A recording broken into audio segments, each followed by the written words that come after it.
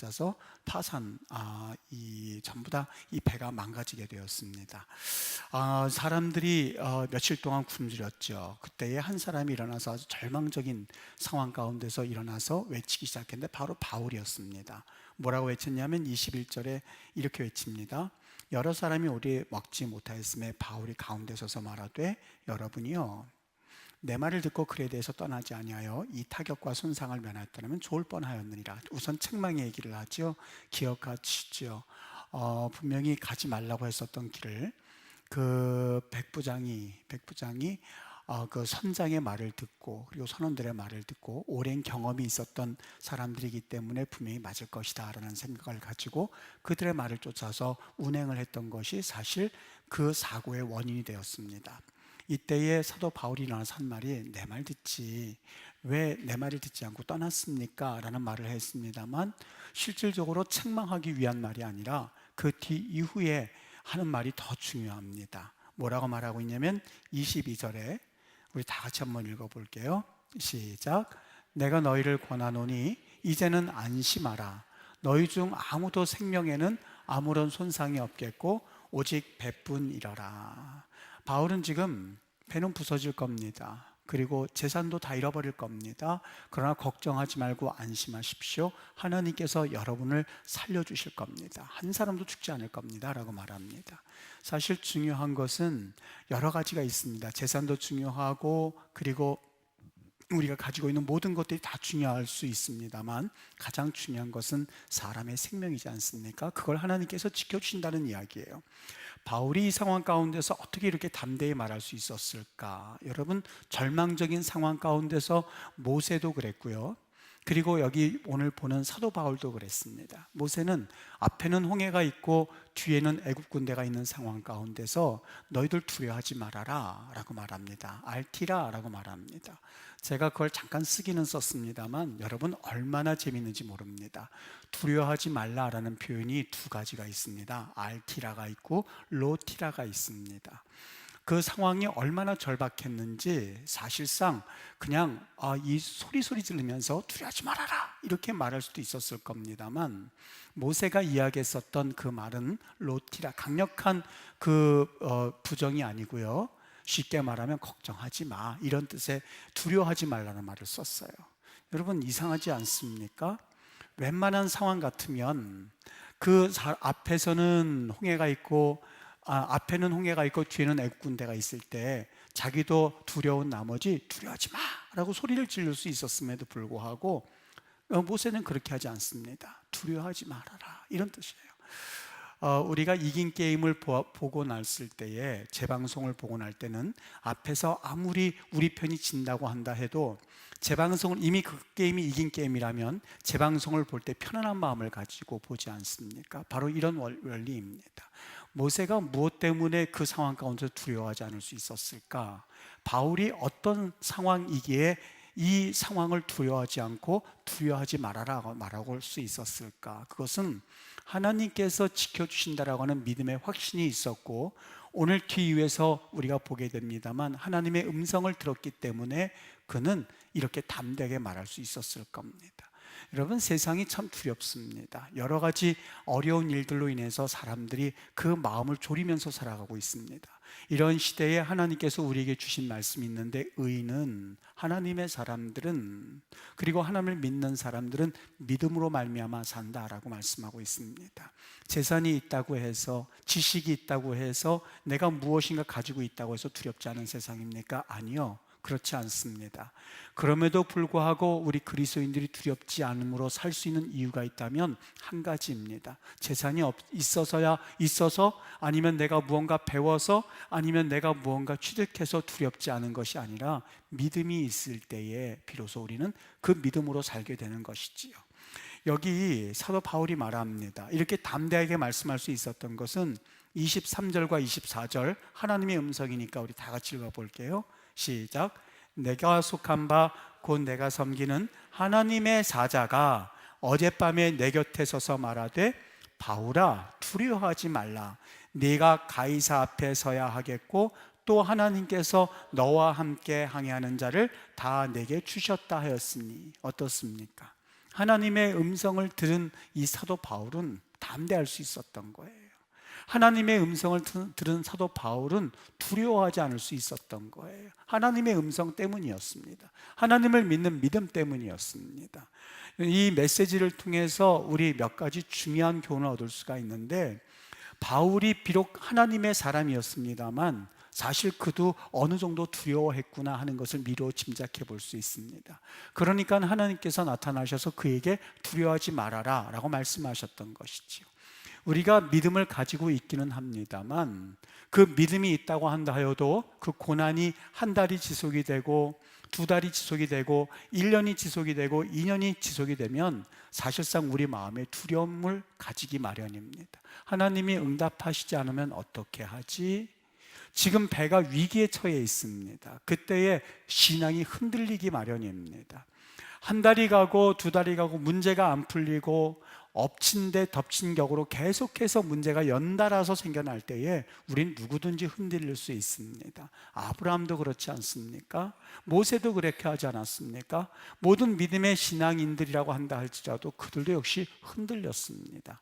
전 여기에서 한 가지 중요한 교훈을 같이 나눴으면 좋겠는데, 여러분, 성경에서 단 한 번도 너희들이 고난을 당하지 않을 거야 라고 말씀하지 않았습니다. 믿음의 사람이라 한다 할지라도 고난은 반드시 있었습니다. 그런데 중요한 것은 그럼에도 불구하고 하나님께서는 침묵하시는 것 같으나 반드시 응답하셨다는 사실입니다. 아브라함에게도 응답하셨고 모세에게도 응답을 하셨고, 그리고 엘리야도 무릎을 꿇고 머리를 무릎 사이에 놓고 기도했을 때에 하나님께서 응답하셨습니다. 참 신기한 것은 아브라함과 롯이 갈등이 있었을 때에 하나님이 묵묵부답이었던 것 같습니다. 그런데 결국에는 하나님께서 롯이 떠났을 때에 아브라함에게 나타나셔서 동서남북을 바라보아라, 네가 어디로 가든지 간에 내가 너를 축복하리라 라고 말씀하시지 않습니까? 하나님께서는 반드시 응답하세요. 저는 이 하나님을 보면서 참 위대함을 느끼게 됩니다. 믿음의 사람들이 위대한 것이 아니라 그 믿음의 사람들이 흔들릴 때조차도 하나님께서는 그들에게 응답하셨을 뿐만이 아니라 그 믿음의 사람들을 그대로 인정하셨다는 이야기입니다. 무슨 얘기냐면 아브라함의 믿음이 흔들릴 때가 있었습니다. 자신의 아내를 누이라고 속여가면서 창세기 26장, 20장에 가서 보면 그가 아내를 누이라고 속이는 똑같은 장면을 두 번이나 행하게 됩니다. 한 번 행했다가 하나님께 혼이 났으면 이제는 어느 정도 멈출만도 한데 그는 또 한 번 하나님 앞에 동일한 죄를 짓는 것을 보게 됩니다. 그때에 여러분, 하나님이 인간을 보셨을 때 얼마나 안심했겠습니까? 아유, 이 아브라함 너 그렇게 믿음이 없느냐? 라고 책망하실 수도 있었음에도 불구하고 아브라함의 아내 사라를 데려갔었던 아비멜렉에 나타나셔서 하신 첫 말씀이 얼마나 우리를 뭉클하게 하는지 모릅니다. 창세기 20장 7절 말씀에 보면 아비멜렉을 향하여서 하나님께서 주신 말씀입니다. 이제 그 사람의 아내를 돌려보내라. 그 다음에 그는 선지자라라고 말합니다. 그는 선지자라라고 말합니다. 그는 목회자야. 그는 하나님의 사람이야. 그걸 인정해 주시는 하나님이세요. 언젠가 저는 이 말씀의 은혜를 받아서 얼마나 펑펑 울었는지 모릅니다. 아브라함이 두 번씩이나 자기의 아내를 누이라고 속여가면서 그의 인생을 허비하고 있었을 때에 하나님께서 나타나셔서 그에게 책망을 하신 것이 아니라 이제 그 사람의 아내를 돌려보내라. 그는 선지자다라고 말합니다. 그럼에도 불구하고 선지자라 인정하시고, 그럼에도 불구하고 믿음의 사람이라고 인정하시고, 그럼에도 불구하고 하나님의 사람이라고 인정하시는 그 하나님이 더 위대하게 나타나는 것이 오늘 성경의 내용이지요. 여기 보면 바울이 이 하나님의 음성을 듣고 이렇게 말합니다. 어젯밤에 내 곁에 계신 하나님께서 이 말씀을 주셨다라고 말씀을 합니다. 여러분, 웬만한 사람 같으면 하나님께서 응답 주셨으면 채 30분도 되지 못해서 내가 이 말을 빨리 전해주어야지, 하나님께서 모든 사람들을 살려주신대 라고 하는 그 음성을 전하지 못해서 발을 동동동동 굴렀을 겁니다. 나는 하나님께서 그 얘기를 하신 것은 어젯밤이라고 말합니다. 오늘 이 시간이 언제 시간인지 모르겠지만 그래도 한 24시간은 지나서 오늘 사도 바울이 사람들에게 말하고 있는 것 같습니다. 뭐라고요? 하나님께서 도와주실 거야. 걱정하지 말어. 이 바울의 여유를 봅니다. 여러분, 하나님의 만나는 만남의 시간이 있었고, 그리고 사람들과 이야기하기까지 도대체 24시간 동안 바울이 뭐를 했을까 하는 생각이 들기 시작했습니다. 어떤 일을 했을까요? 아마 그는 24시간 동안 어젯밤에 하나님께서 바울아 걱정 마라. 내가 너희를 살려줄 거야. 내가 너희의 사람을 한 사람도 영혼이 그 육신이 다치지 않을 거야 라는 말을 들었을 때 아마 사도 바울은 감사했을 거예요. 하나님, 내가 뭔데 나에게 이런 응답을 주시는 겁니까? 하나님, 나에게 이런 응답을 주셔서 감사합니다 라는 하나님과의 교제가 깊이 있었을 거예요. 그리고 그 영성을 가지고 그는 사람들에게 다가가서 담대하라, 두려워하지 말아라, 하나님께서 지키실 것이다 라는 이야기를 들려주었던 것이죠. 또 한 가지, 바울이 하나님을 어떻게 고백하는지 여러분 보세요. 바울의 고백 가운데 여기 23절에 보면 우리 한번 다 같이 읽어볼게요. 23절을요. 시작. 내가 속한 바 곧 내가 섬기는 하나님의 사자가 어젯밤에 내 곁에 서서 말하되 라고 되어 있습니다. 뭐라고 되어 있어요? 내가 섬기는 하나님의 사자. 우리 부모님이 섬기는, 내 남편이 섬기는, 내 아내가 섬기는, 내 자식이 섬기는이 아니라 내가 섬기는 하나님이라고 분명히 말씀하고 있습니다. 여러분, 우리 여기 사도 바울의 모습을 보면서 참 많은 감동을 우리가 주는데, 특별히 이 사도 바울이 자신의 인생의 마지막 사명을 감당할 때 하나님을 일컬어서 내가 섬기는 하나님이라고 말하는 것이 얼마나 감동이 되는지 모릅니다. 사실 사도 바울이 처음부터 이러한 신앙을 고백했던 것은 아니었습니다. 사실 그도 흔들릴 때가 많이 있었고, 인격적으로 그가 모난 부분이 너무 많이 있었습니다. 마가의 잘못을 용서하지 못하고 끝내는 그의 선교가 큰 오점을 남겼다고 여길 만큼, 물론 하나님께서는 그럼에도 불구하고 선으로 결과를 이끌어 주셨지만 그에게는 모난 부분이 많이 있었습니다. 그의 마지막 선교 여정을 가는 그 길에 내가 섬기는 하나님이라고 하는 그 고백이 얼마나 우리의 마음을 울리는지 모르겠습니다. 여러분, 사람은 언젠간 변하게 될 겁니다. 지금 불완전하다고 해서, 지금 내가 부족하다고 해서 너무 자학하지 마십시오.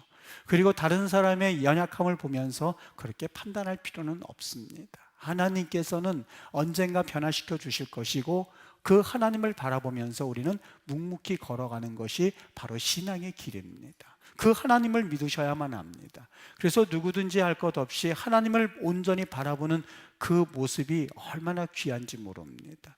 여러분, 아직까지 사람을 바라보며 실족하고 사람을 바라보며 낭망하고 있다면 다시 한번 하나님께 여러분의 초점을 맞추십시오. 말이 달려갈 때에 말이 뛰지 않게 하기 위해서 눈 가리기를 한다고 합니다. 사람들이 와와 소리 지르는 그 소리를 보면서 말이 놀라서 뛰다가 뛰기 때문에 눈 가리기를 한다고 합니다. 오직 땅만 바라보면서 뛸 수 있도록 그런 장치를 해준다고 그러지요. 믿음의 성숙이라고 하는 것은 얼마만큼 하나님을 보느냐가 바로 믿음의 성숙입니다. 하나님을 얼마만큼 경험했느냐가 성숙입니다. 교회 얼마만큼 다녔느냐가 아니라, 내가 어떤 직분을 맡았느냐가 아니라, 내가 얼마만큼 하나님을 경험했느냐가 아니라 내가 얼마만큼 하나님을 아느냐입니다. 그래서 하나님을 알다라고 표시할 때에 야다라는 말을 씁니다. 마치 부부간에 쓸 수 있는 그 단어를 야다라는 말을 씁니다. 이 백성이 멸망하는데 하나님을 아는 지식이 없어서 멸망한다고요. 여러분, 아직 애인인 사람들은 그 남자와 여자들이 완전히 알지 못합니다. 결혼하면 그 얼굴이 바뀌어지고 그 또 다른 보지 못했던 모습을 또 볼 수밖에 없습니다. 그게 바로 결혼 생활이지요. 마찬가지입니다. 하나님을 알되 애인처럼 아는 사람이 있습니다. 아직 하나님을 잘 알지 못해요. 하나님이 어떻게 일하시는 분이신지, 하나님이 어떠한 분이신지 그냥 피상적으로만 알고 있어요. 그것을 일컬어서 한쪽에서는 한 발은 세상에, 한 발은 교회에 라는 말을 종종 쓰지요. 하나님을 알되 완전하게 아는 노력을 가질 수 있어야만 합니다. 여러분, 하나님의 이름을 모세가 하나님께 이렇게 말합니다. 하나님, 저 백성이 누가 너를 보냈느냐고 했을 때에 누가 나를 보냈다고 말해야만 되겠습니까? 하나님의 이름이 무엇입니까? 라는 말이죠. 그때 하나님께서 우리 국어 성경에는 나는 스스로 있는 자니라 라는 말을 하죠. 히브리 말로 에히에, 아쉐르, 에히에라고, 그 말은요, 영어 성경에는 I am that, I am 이렇게 표현하고 있습니다만 정확하게 번역한다면 I will be that I will be입니다. 정확하게 어떻게 해석하기도 힘들어서 그냥 우리 구어 성경에 내가 스스로 있는 자니라 번역을 했습니다만 그 말은 무슨 얘기냐면요, 살아있다는 그 동사를 가지고 쓴 겁니다. 하나님은 I will be, 계속해서 이런 하나님이 할 거를 보여주시는 미래 하나님을 말씀하고 있어요. 조금 더 쉽게 얘기하면 아마 모세가 생각할 때 하나님은 이런 분일 거야 라고 생각했던 게 있었을 겁니다. 근데 하나님은 이런 분일 거야 생각할 때 이미 그 단계를 뛰어넘는 하나님이세요. 하나님은 이렇게 역사하시겠지 우리의 고정관념을 가지고 생각하지만 하나님은 그런 하나님이 아니라 또 그 다음 단계를 이어가시는 하나님이세요. 하나님은 계속해서 알아가야만 합니다. 계속해서 알아가야만 합니다. 마치 우리 목사님, 하나님은 어떻게 완전히 알 수가 있겠습니까? 이렇게 생각하시면 됩니다. 우리 안에 그 천장에 그 셀로판지가 있다고 생각해 보시죠. 그러면 아무리 셀로판지라고 해도 1000개가 있으면 잘 안 보입니다. 한 장 한 장 한 장 띄고 나면 조금씩 저기 서 있는 게 남자인가 보다. 더 띄고 나면 저기 있는 사람 내가 아는 사람인 것 같은데, 더 띄고 나면 저분이 누구다. 하지만은 아직까지 완벽하게 알 수는 없습니다. 언제 완벽하게 알 수 있냐면 모든 것이 다 띄어지면 그때서 비로소 저 사람 내가 알고 있는 사람이야 이렇게 말할 수 있지요. 하나님을 완전하게 아는 것은 하나님 나라에 올라가서 천국 가면 얼굴과 얼굴을 맞대듯이 안다라고 성경은 말씀하고 있습니다. 그때서 비로소 우리는 하나님이 이런 분이셨구나 하는 것을 알게 되지요. 그러니 이 땅 가운데서 나 하나님 알아 라고 생각한다면 그건 교만한 하나님, 교만한 모습입니다. I will be that I will be 라고 했어요.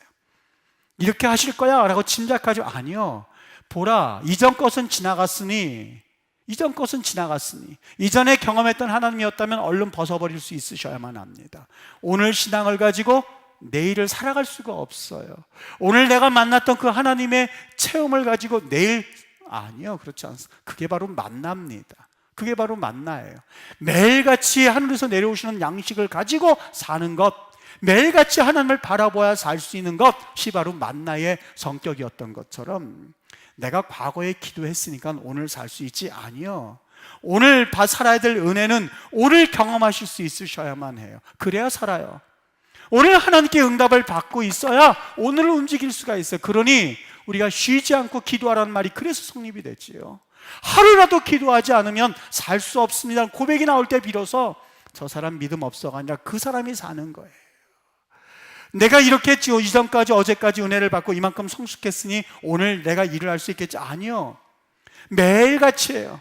하나님께 여쭤보고 하나님께 음성 듣고 그대로 행하고, 하나님께 여쭤보고 음성 듣고 그대로 행하고, 하나님께 기도하고 음성 듣고 그대로 행하고. 왜요? 하나님은 매일같이 변화하시는 하나님임을 믿고 그 하나님을 매일같이 알아나가실 수 있으셔야만 해요. 교회는 30년 다녔는데 1년짜리 신앙인이 있고 2년짜리 신앙인이 있고 3년짜리 신앙인이 있어요. 5년짜리 신앙인이 있어요. 아니요, 30년 다녔다면 30년째 신앙을 가지고 있어야만 해요. 그게 바로 하나님의 사람들의 모습이에요.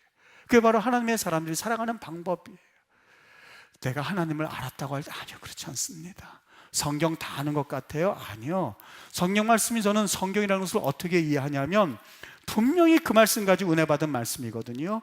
그 말씀 알고 있는 말씀이거든요. 근데 오늘 읽으면 그 말씀에서 새로운 음성을 들려주세요. 새로운 말씀을 들려주세요. 그래서 때로는 설교자 입장에서도 고민될 때가 있어. 이 본문 전번에 설교했었던 건데 그러고서 읽지만 또 다른 말씀을 들려주실 때가 종종 있어요. 저는 그래서 그런 의미에서 하나님의 말씀은 살아있는 말씀이구나 하는 걸 느끼게 돼요. 여러분, 소설 읽다가 소설 읽으면서 그 똑같은 내용이 새롭게 들려질 때가 있었습니까? 아니요. 성경은 그래요. 성경은 그래요. 이 하나님을 경험하실 수 있으셔야 돼요. 우리 교회가 37년째 이제 또 들어갑니다. 여러분, 우리 교회 나이에 걸맞게 37년 된 신앙의 모습들이 있어야 됩니다. 그렇지 않으면 안진뱅이의 모습이 될 수밖에 없고, 그렇지 않으면 반쪽짜리 신앙이 될 수밖에 없을 겁니다. 여기 23절, 24절 그렇게 말씀하고 있습니다. 그때에 바울아, 두려워 말아라. 네가 가이사 앞에 서야 하겠다라고 말합니다. 여러분이 너무 벅차지요. 하나님이 바울을 살려주시고 270명의 사람이 살았던 이유가 뭐였었어요? 한 가지. 바울아, 너 때문에 그래. 네가 가이사 앞에 서야 되겠거든.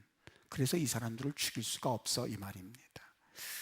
여러분, 사람이 사명이 있는 사람은 결코 죽지 않습니다. 저는 이걸 믿습니다. 사명이 있는 사람은 죽지 않아요. 제가 평생 간증거리가 될 것 같아요. 그 하영조 목사님, 저는 성결교단인데도 이 장로교 하영조 목사님이 굉장히, 하영조 목사님께 사랑을 많이 받았던, 아마 장로교에 여러 있는데 저는 이제 성결교이기 때문에 더 이상 관계가 되지는 않고, 아마 거기에 있었던 많은 분들이 있었지만 제가 교단은 달랐지만 굉장히 사랑을 많이 해주셨어요. 네, 많이 해주셨는데 그분이 평생에 3가지를 말씀하셨었어요. 몸은 아프고 그러시는데 내가 평생 3가지 소원인데, 하나는 비전 성경 만드는 것, 또 하나는 이 성경을 만드는 것, 또 하나는 성서 지도를 만드는 것. 이 3가지를 평생 내가 꼭 한번 하고 싶다는 거예요. 목회는 그렇게 이루어 놓으셨는데 그 3개를 하고 싶다는 거예요. 성경 비전 성경 만드는데 해서 그 각주를 다 달아드렸어요. 비전 성경이 제일 먼저 나왔고요. 2번째, 우리말 성경을 하는데 사람이 있어야죠. 그래서 7명 학자들 모아가지고 우리말 성경을 냈어요. 그분이 그 당시만 해서도 몸이 굉장히 안 좋아가지고요. 저는 속으로 언제, 전 그 우리말 성경 시작할 때도 그분이 돌아가실 줄 알았었어요. 이제 끝나시는구나. 왜냐하면 거의 정상이 아니었었거든요. 눈이 얼굴 어쩔 때 뵈면은요, 몸이 퉁퉁 불어가지고 드시를 못하니까 권사님이 옆에서 이 짜장면을 떠먹여 주시더라고요. 그걸 제가 봤어요.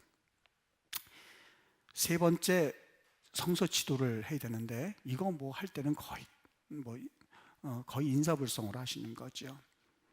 성서 지도 두란노 홀만 거를 번역을 해서 성서 지도, 우리나라에 그래도 그 책은 학교에서도 다 쓰일 만큼 아주 권위가 있는 걸로 이제 받아들이는데 성서 지도를 완성을 했어요. 너무 신기했거든요. 그런데 어느 날 저희 가족끼리 어디를 가고 있다가 뉴스로 들었어요. 성서 지도가 편찬이 되고 그 다음에 초반이었어요. 3월인가 4월인가 그랬던 것 같아요. 뉴스로 그분이 돌아가셨다는 얘기를 듣고 제가 얼마나 전율이 흐르든지. 왜요? 평생에 비전 성경, 우리말 성경, 성서 지도 3개를 말했는데 그 3개가 끝난 그 다음 해, 출판되고 그 다음 해에 돌아가시는 걸 보면서 제가 오늘 이 말씀이 저는 실감이 나요. 네, 실감이 나요. 사명이 있으면 그 사람 죽지 않는다는 것을 저는 직접 보았습니다. 네.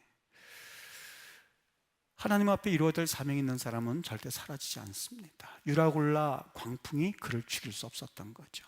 여러분, 죽고 사는 문제가 나에게 달려있다고 생각하면 착각하지 마십시오.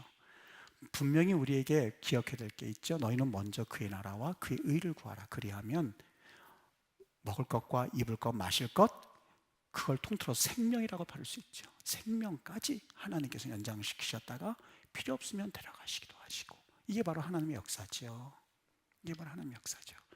그냥 이젠 거꾸로 돼가지고 사명은 둘 때 치고 먹을 것, 입을 것, 마실 것, 내 생명 죽을까 살까 이거로 우리가 하고 있는데 마귀에 속고 있는 겁니다. 마귀에게 속고 있는 거예요. 내 생명 아니요. 먼저 그의 나라와 그 일을 생각하면 내 생명은요, 하나님께서 주관하시는 것을 이게 믿음이죠. 근데 사실 우리 너무 이제는 편안한 삶, 그리고 뭔가 다 갖춰진 삶이다 보니까 이제는 이런 생각이 뒤집혀져 있어요. 때로는 새벽기도 시간 끝나고 나면 그때 막 운동하고 오시는 분, 그분들이 나쁘다는 게 아니에요. 오해하지 마세요. 건강도 지켜야지요. 반드시 해야 되지요. 그러나 그러나 균형 있는 신앙의 삶이 얼마나 중요한지 모릅니다.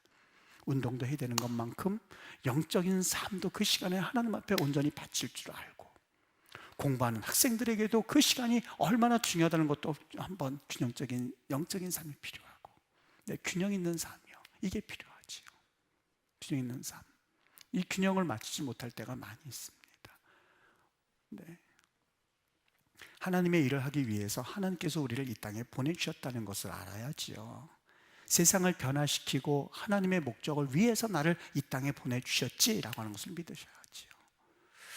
저는 그래서 그 목사님의 그 삶, 저와는 교단이 다른 목사님이시지만 다른 사람들은 그 얘기를 얼마나 아시는지 모르겠어요. 아마 가까이 있었던 분도 잘 모르실 거예요. 갈 때마다 개인적으로 그 세 가지를 말씀하셨던 제가 그 내용을 생각하면서 언젠가는 하나님이 귀하게 그 이름들을 높이실 거다, 그분들의 그 사역들을 높이실 거다는 믿음은 가지고 있습니다. 여러분, 바울은 내가 좋은 집에 사는지 나쁜 집에 사는가, 감옥에서 사는가, 매 맞고 사는가, 굶주리고 사는가, 밥 먹고 사는가, 무슨 반찬을 먹고 사느냐가 그의 관심이 아니었었습니다. 그의 관심은 오직 하나, 그에게는 복음 전도라고 하는 사명을 가지고 살았던 사람이었습니다. 여러분, 우리는 왜 살고 있는가 하는 것을 좀 한번 생각해 보고 싶습니다. 왜 살고 있습니까? 네, 왜 살고 있습니까? 좀 고급스러운 질문인 것 같고, 좀 우리의 이 지금 바쁘고 생존해야 하는 상황 가운데서 좀 그 동떨어진 질문인 것 같지만, 이 질문은 반드시 한번 해보실 수 있으셔야만 합니다. 초등학생들도 이 질문에 대해서는 답이 있어야 되고, 중고등부 학생들도 이 질문엔 답이 있어야만 하고, 청년들도 내가 왜 결혼해야 되고, 내가 왜 직장을 가져야만 하고, 내가 왜 이런 길을 걸어가만 하는지에 대한 반드시 답을 가지고 있어야만 합니다. 그래야 그 삶에 의미가 있을 수 있지요. 네, 아침에 일어나서 먹고 살기 위해서 그냥 뛰어다니는 것, 그것이 나쁘다는 게 아니라 반드시 우리 그리스도인들에게는 내게 이 생명을 주신 하나님에 대한 관점을 먼저 놓고 먹을 것, 마실 것, 입을 것이 후순위입니다. 후순위라고 생각할 때 하나님께서는 그것까지 책임지시다는 의미가 담겨져 있지요. 바울 때문에 276명이 살았습니다. 여러분, 저는 276명이 사는 이 모습을 보면서 우리 대한민국이 이렇게 잘 살게 된 것이 정말 똑똑한 대통령이 있어서였을까? 명석한 국민이 있어서였을까? 부지런한 국민이 있어서였을까? 아니요, 그렇지 않습니다. 한국 교회에 거룩했었던 순교자적인 정신을 가지고 있었던 하나님의 사람들이 있었다고 저는 믿습니다. 부인을 하든 부인하지 않든지 그것은 제목에 칼이 들어도 저는 변할 수 없습니다. 그건 맞습니다. 그걸 인정하지 않아도 괜찮습니다. 분명히 이 땅에는 순교의 피가 흐르고 있었고, 하나님 앞에서 목숨을 걸고 하나님을 찾던 그 기도바위가 있었기 때문에 이 민족이 살았다는 것을 기억할 때에 그 기도바위가 없어진 이 세상은 어떻게 될까 하는 것은 너무나 뻔하니 치지 않겠습니까? 25절, 26절, 28절까지 한번 볼게요. 시작. 그러므로 여러분이여 안심하라. 나는 내게 말씀하신 그대로 되리라고 하나님을 믿노라. 그런즉 우리가 반드시 한 섬에 걸리리라 하더라. 열나흘째 되는 날 밤에 우리가 아드리아 바다에서 이리저리 쫓겨가다가 자정쯤 되어 사공들이 어느 육지에 가까워지는 줄을 짐작하고 물을 재어보니 20길이 되고 조금 가다가 다시 재니 15길이라. 점점 육지에 가까웠다는 것을 느꼈던 거죠. 29절서부터 32절까지 같이 읽어볼게요. 시작. 걸릴까요? 고물러 담 넷을 내리고 날이 새기를 고대하니라.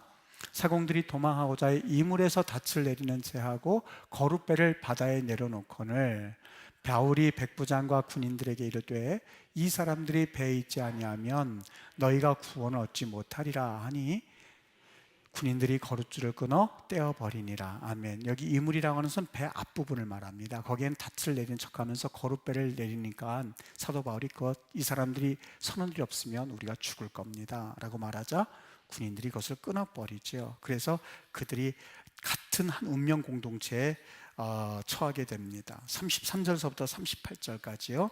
다 같이 시작.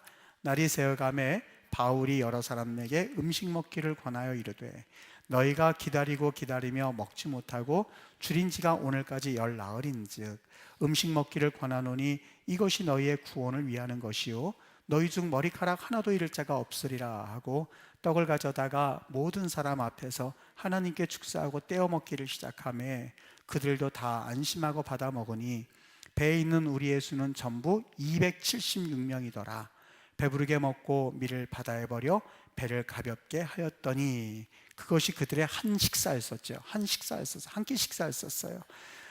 여러분, 그런 식사를 했던 그들에게 왜 감사가 없었겠습니까? 아마 굉장히 감사했을 거예요. 어려움 가운데가 있는 첫 번째 식사였었죠. 39절에서 41절입니다. 시작. 날이 새매 어느 땅인지 알지 못하나 경사진 해안으로 된 항만이 눈에 띄거늘 배를 거기에 들여다댈 수 있는가 의논한 후 닻을 끊어 바다에 버리는 동시에 키를 풀어 놓치고 돛을 달고 바람에 맞추어 해안을 향하여 들어가다가 두 물이 흐르는 곳을 만나 배를 걸매 이 물은 부딪혀 움직일 수 없이 붓고 그 물은 큰 물결에 깨어져 가니 인간의 노력에도 불구하고 배는 깨졌죠. 안 깨지게 해보려고 열심히 노력했지만 두 물줄기가 만나는 곳에서 배의 이물, 앞이 거기에 박히더니 그게 움직이지 못하니까 물결로 인해서 배가 파손되었던 모양입니다. 여러분, 우리가 가지고 있는 소유는 끝까지 우리를 지키지 못합니다. 꼭 기억하십시오. 네, 내가 가지고 있는 것은 결코 나를 지킬 수가 없습니다. 눈에 보이는 것이 나를 평생 지킬 것 같지만 착각해서 꼭 벗어나야만 합니다. 그 배가 그들을 지켜줄 줄 알았더니 그 배가 깨어졌습니다. 그런데 그것이 바로 하나님의 섭리였습니다. 그 배가 깨어졌기에 그들은 헤엄을 져서 육지에 다다를 수가 있었던 것이지요. 여기 이 배가 깨어졌을 때 41절부터 47절에 보면 군인들이, 우리 또 읽어볼게요. 42절에서 44절 시작. 군인들은 죄수가 헤엄쳐서 도망할까 하여 그들을 죽이는 것이 좋다 하였으나, 누가요? 군인들이요. 43절, 백부장이 바울을 구원하려 하여 그들의 뜻을 막고 헤엄칠 줄 아는 사람들을 명하여 물에 뛰어내려 먼저 육지에 나가게 하고 그 남은 사람들은 널조각 혹 배 물건에 의지하여 나가게 하니 마침내 사람들이 다 상륙하여 구조되니라. 어떻게 됐습니까? 죄수가 탈출하면 간수가 대신 죽어야 되지요. 그 당시 로마법에 의하면 죄수가 탈출하게 되면 간수는 대신 죽어야 됩니다. 그래서 그 간수는 이 죄수를 다 죽이십시다 라고 했더니 백부장이 살려줘요. 누구 때문에요? 여기 43절이요. 그렇게 되면 누구도 죽어야 돼요. 죄수였던 바울도 죽어야 되잖아요. 그러니까 43절에 백부장이 바울을 구원하려고 276명이 물론 하나님께서 바울 때문에 구원해 주셨지만 마지막 순간에 죄수들은 다 죽입시다. 왜냐하면 이 도망치면 간수는 죽기 때문에. 그 말을 했더니 백부장이 그걸 못하게 해요. 왜요? 바울을 살리려고. 죄수들은 바울 때문에 2번이나 목숨을 건지게 되지요. 여러분, 이게 바로 하나님의 역사입니다. 나 하나 때문에 교회가 살아야 그것이 진정한 하나님의 사람들의 삶의 모습입니다. 나로 인하여서 다른 사람들이 고통당하고, 나로 인하여서 다른 사람들이 아픔을 겪고, 나로 인하여서 다른 사람들이 근심 걱정하게 되고, 나로 인하여서 성도들이 근심 걱정하고, 나로 인하여서 목회자가 근심 걱정한다면 올바른 믿음의 모습이라고 할 수가 없지요. 나로 인하여서 다른 사람이 살 수 있는 그러한 진정한 믿음의 사람들이 필요한 때가 우리가 살고 있는 이 시대의 모습입니다. 우리 임마누엘 교회로 인하여서 한국 기독교 하나님께서 내가 살릴 거야 라고 하는 우리 하나님의 역사가 있었으면 좋겠습니다. 네. 우리 임마누엘 교회 때문에 내가 대한민국의 심판을 조금 늦출 거야 라는 그 비전을 가지고 우리가 살아야겠지요. 아무것도 아닌 것 같습니다만 여러분, 바울 한 사람의 무게는 276명의 무게보다 더 무거웠어요. 이게 바로 하나님의 계산 방법이에요. 죄수였습니다. 한 노인에 불과했습니다. 그리고 이제는 아무런 힘도 없었던 노인이었지만 276명의 무게보다 더 무겁게 하나님께서 인정해 주셨던 거예요. 여러분, 이게 바로 하나님의 사람의 모습이지요. 하나님이 그 한 사람을 보면서 내가 저 녀석 때문에 함부로 내가 마음대로 결정 못해 라고 생각할 만큼 하나님께 그런 사랑을 받으시는지요? 아니면 하나님 앞에 아무런 가치 없이 살아가는 인생이 되시겠습니까? 주의 은혜 가운데 하나님 앞에 귀임을 받고 귀히 여김을 받고 하나님께 인정받는 영혼들로 거듭나실 수 있게 되기를 예수님의 이름으로 축복합니다. 기도하겠습니다.